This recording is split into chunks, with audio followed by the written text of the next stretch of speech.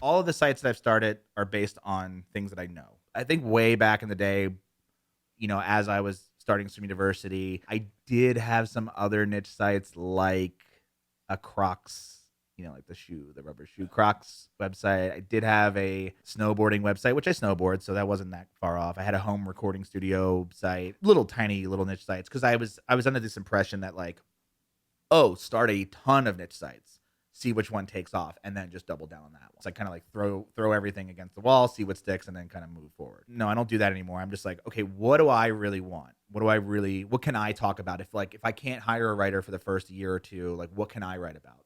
Or what do I want to see in the world? Coffee was one of those, which is why I started Roasty Coffee, because I had such a hard time when I was really trying to get into coffee just personally. I was like, all these sites kind of suck. I think there was like a few that were pretty decent, but they were trying to be so hipster that I was like, you're actually like giving me minimal information in an effort to be minimal. So it's like yeah, ugh. So I started Roasty, and then obviously I'm a home brewer. So, well, maybe not obviously. There's no beer here, but I've been a home brewer for a while, on and off. I've been on very much for like the last 2 to 3 years, but I started it back when I was living with my parents in Jersey. Something I've always been interested in. It's one of those things like I can sit down and watch really, really bad YouTube videos as long as it's about home brewing. I could sit there for hours. Do you remember back in the day there was Brewing TV? It was a podcast. Yeah, yeah. One of my I still go back and watch them. Basic brewing video I watch, I can go back and just watch old episodes Yeah, like yeah. forever.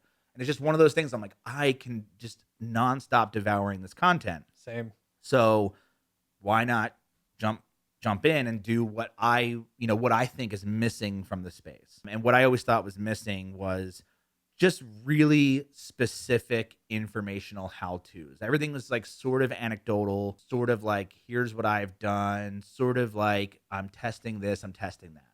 And it's like, well, I don't really need to see all the testing, which is like what Money Lab's all about. It's kind of the opposite. It's like I've done this.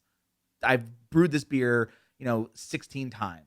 I have this process down. I've tried these ingredients. I've tried these processes. I've tried these products. This is the way for if you want to get started. It's like kind of like just cut to the chase, give me the answer. And then I can go from there. Like I will build off of like your hard work and then move on to something else. So that's what I really wanted. So I started Brew Cabin.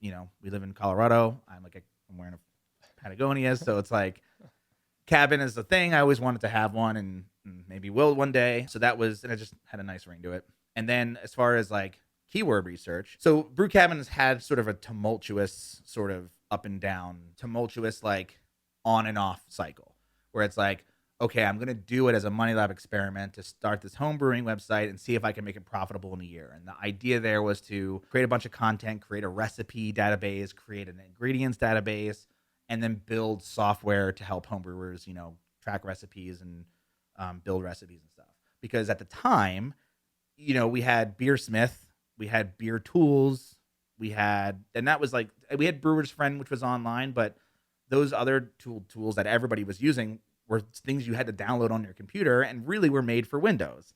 So it was like, all right, I wanted something that I could go outside and not have to download something. I can go on my phone and just, so I thought I'll do that. Now there's many software that do that, but that was the original idea. Hired a writer, multiple writers. And the way that I did research is and I talk about this in my course, but I do two types. I do, first I start with competition research, which I use a program called Ahrefs, and I start looking at who out there is writing about homebrewing, and I'm just going on Google and typing in. And a lot of these things I knew because I'm like, I know research. I'm like, Homebrewers Association is a big one. They're here in Boulder. Beer and Brewing in Fort Collins. There's Brewlosophy. There's all these people that are writing content. I call it competition, but I'm not trying to really compete. But they've done the hard work to rank for things. Maybe not even trying, right? I want to see what they're ranking for and what people are searching for. So you look at them first and you see what are their top pages, what are your top keywords, and then what are the difficulties on them. So, and if are they worth going after? So usually when I go into Ahrefs, I look for stuff that has over 1,000 searches a month with low difficulty in the homebrewing space. So when I first started, a lot of the articles were like, a yeast starter was like the first article, or it's like, okay, that's not the first article that you would put on a site if you were thinking of it as like a course or something. But I'm like, well, I need to start getting traction from Google. And then I do this thing where not every post is a post that's like rankable. It's kind of like I don't know who came up with this. It's a director thing. It's like, do one for them, two for you, one for them, three for you, whatever.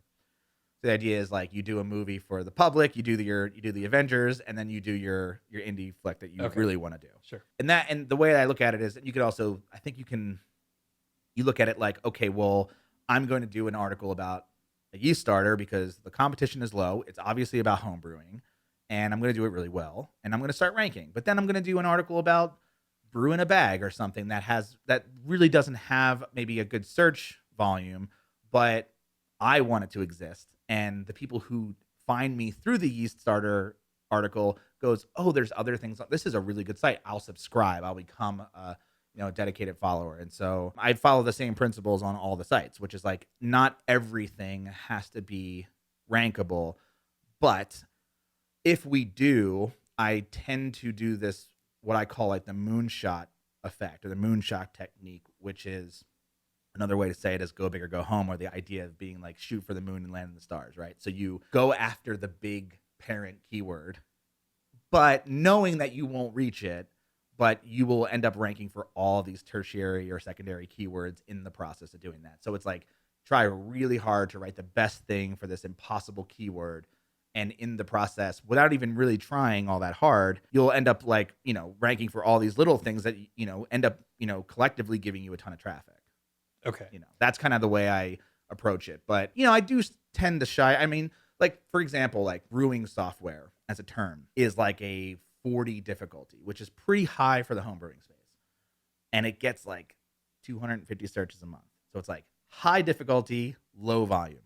I'm going to write that article because I feel like it needs to be written. I may not rank for brewing software, but I may rank for like Brew Tools review or Brewfather review, or all these like little things that I'm going to pack into the article that like I didn't even look for or didn't even come up in the competition research in Ahrefs. It's like, or maybe like who the hell knows that people are searching for this unless you were to literally go into Ahrefs and go, I wonder if this specific keyword gets, and you have to literally type it in and get it right, and then it'll go, oh wow, you found something interesting. So I think you start from what others have done, and then you kind of work your way into like, at that point, you might have some clout, and you'll start to rank for things much easier after